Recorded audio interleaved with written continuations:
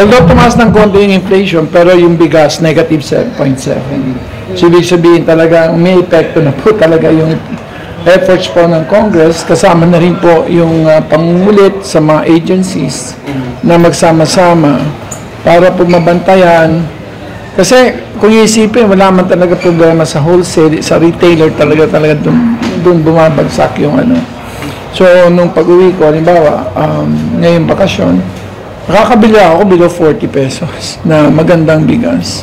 Pero kung are we hopeful po ba na sa 2025 po ba at least po mapababa pala yung bigas because of... Wala pa naman ako nababasag na kartel eh.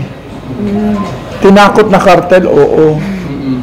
So, kailangan meron tayo may kulong para mapasiguro natin na hindi na babalik to. Kasi kung hindi, wala. Kung nagbigyan lang tayo ay November, December, mamaya niyan, pagkagipitan naman, lalong-lalo na, pag planting season, hindi pa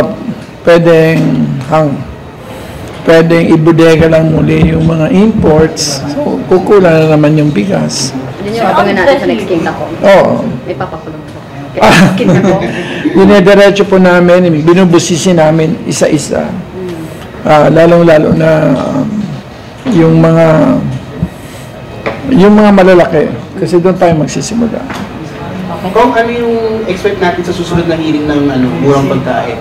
Murang pagkain, baka kailangan kami mag-segue sa murang kuryente. May utos na po ang ating pong speaker. Dapat nga, nandyan siya kanina. At may prepared speech po siya patungkol po dito sa 204 billion na unauthorized na Excess revenue.